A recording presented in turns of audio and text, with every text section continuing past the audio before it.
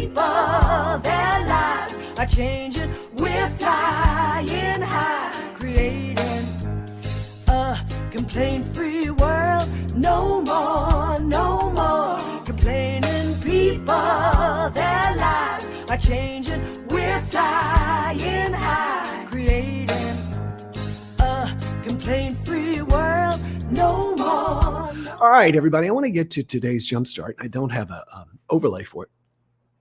But we're talking about this idea of complaining and its impact on our lives. And that's my subject. That's what people hire me to do. I actually shot 2 speeches this weekend in my home studio for clients who have hired me to do speeches for them.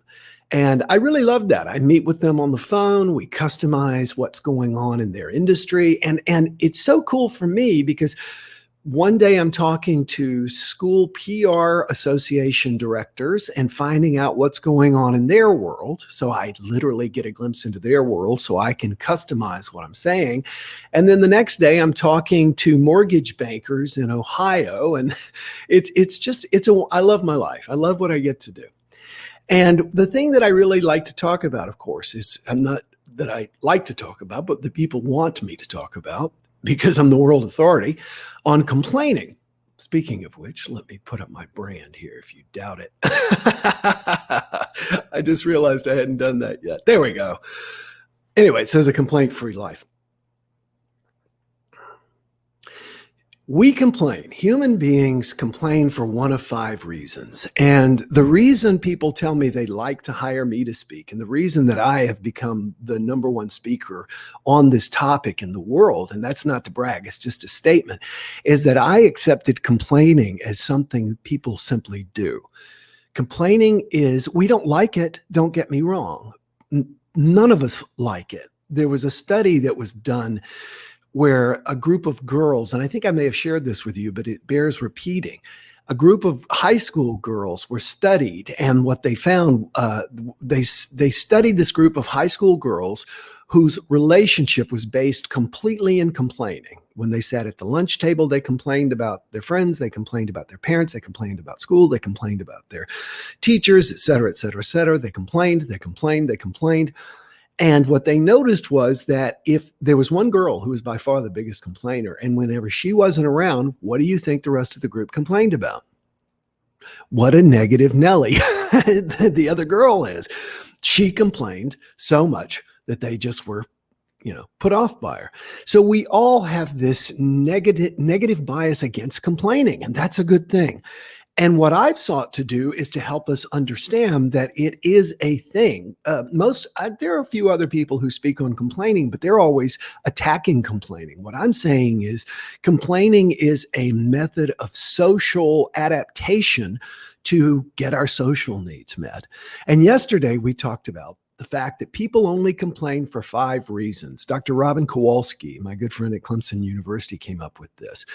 And I was the one that came up with the acronym. I couldn't understand the way she contextualized it, because it was written for an audience for her, of her peers when she was applying for her master's thesis or for her master's degree.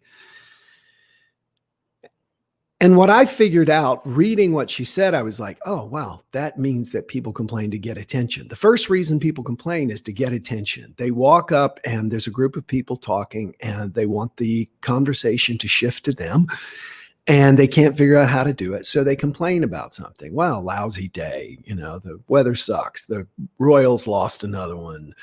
Biden sucks, Trump sucks, whatever it is, it's a negative thing to engage people in a conversation. It's simply designed to get attention.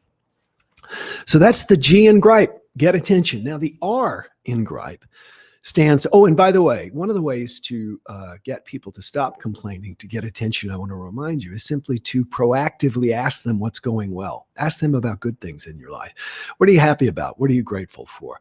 I was talking to someone yesterday and they were just, down a negative hole. And so I just kept asking her about her dog. I kept asking her about her father. I kept asking her about her business, things that I knew that she liked and how it was going well. And eventually I was able to kind of steer that ship. Once a person like that realizes that they're going to get attention and they don't need to be negative, they'll stop being so negative. The second reason people complain, and this again was my way of expressing Robin Kowalski's research, is that they complain to the R in gripe, remove responsibility. Remove responsibility. Kids are great at this. It's what we call excuses.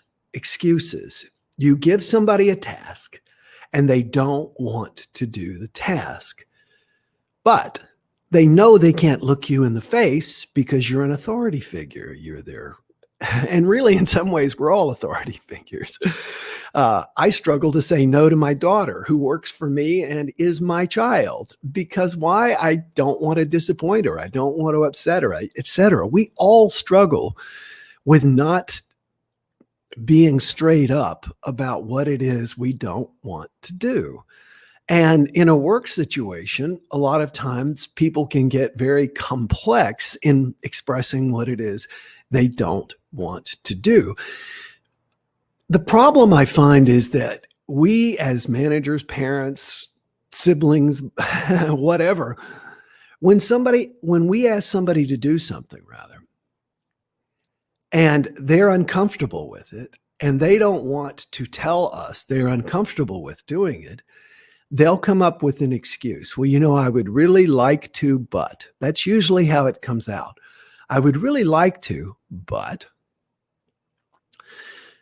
And then they tell you something. It really does not matter. What they're looking to do is to get you to let them off the hook. I would really like to do this, but I've got to leave for work in 20 minutes. I'd really like to put the dishes in the dishwasher, but I've got to leave for work in 20 minutes. Or I would really like to, but it's always a way of trying to get themselves let off the hook. I would really like to do that, but. And what you discover is that when you give somebody a task and they give you a complaint, they complain about, I'd really like to. The analogy that I use when I'm speaking is of someone asking their assistant for a report. I need a report on these numbers by Friday at 5:00.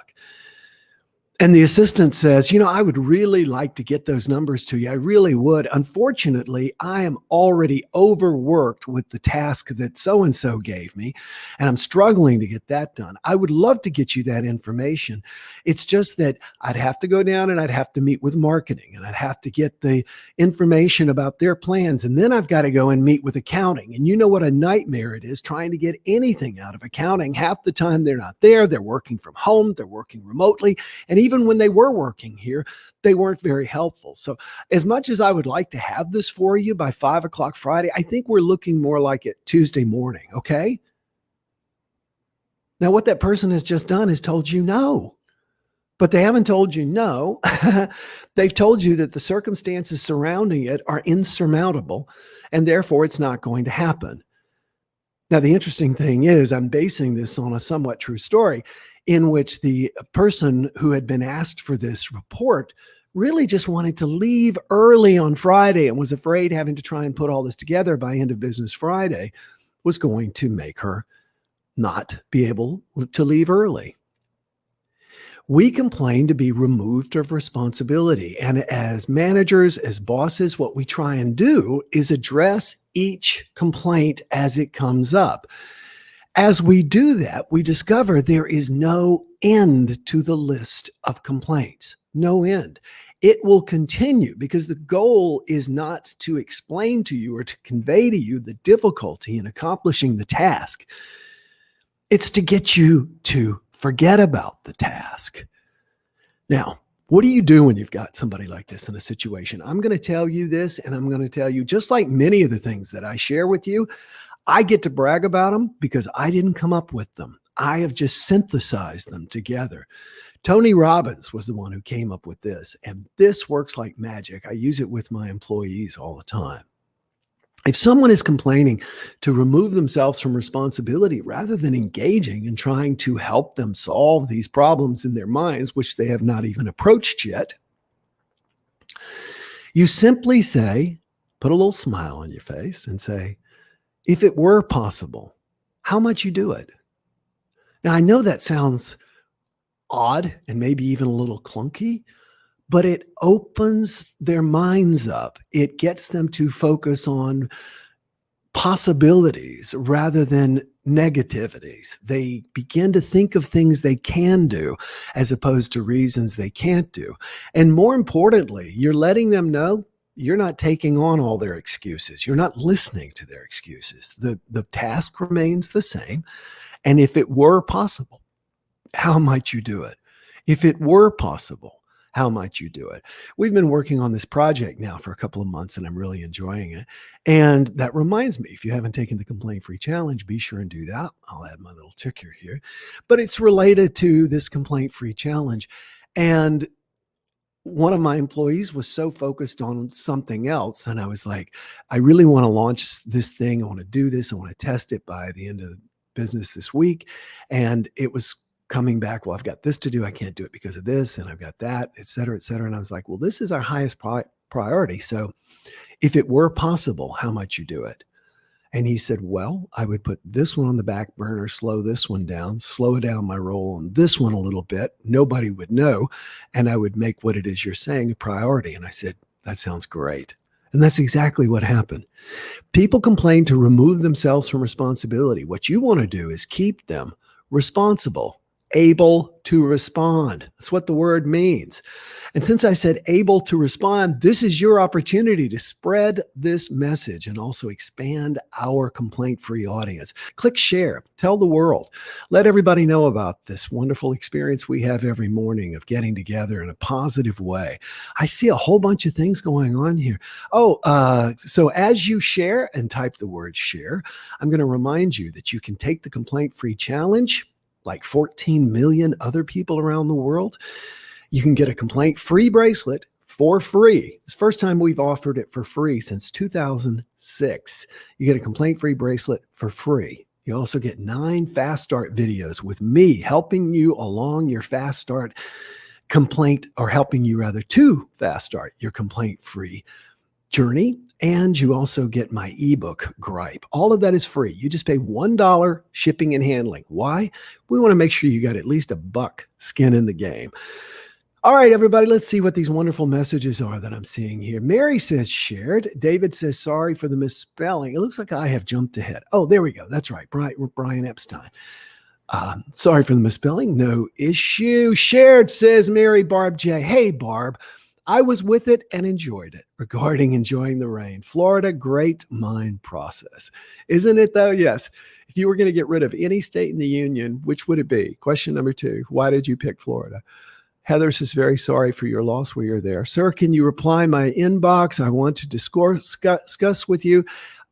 Sorry, Nikhil, I don't do private messages. If you have something you want to say to me, you can post it here, and that's how you reach me. The only people who get private access to me are the people who are in the complaint-free life inner circle. And you're welcome to join. It's $19.97 a month, and that's how you get private access to me.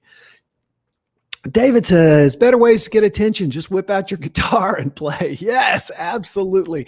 One way or another, you'll get attention if you're any good, that is. Oh, if you're bad, you'll get even more attention. Linda says, share. David says, that's what they have managers, particularly office managers, for. Yes. Shared, says Ed. Awesome. Awesome, possum. Thanks, good. Mary says, thank you. My honor. Remember, people complain to remove themselves from responsibility. Good. Starting the challenge back then and now again. Started the challenge back then and now again. That's awesome. And yeah, sounds great. Willow says shared. Thanks everybody for being with me. We're going to continue this journey tomorrow. And I'm going to share with you the third reason that people complain. The I in gripe. Looking forward to being with you tomorrow. Take good care today. Remember to walk around with a bit of a smile on your face. It'll make everybody smile back, and it'll make half the people wonder what in the heck you're up to. See you tomorrow. Bye-bye. No more complaining people. Their lives are changing. We're flying high, creating a complaint-free world. No more complaining people. Their lives are changing. We're flying. flying high, creating a complaint-free world. No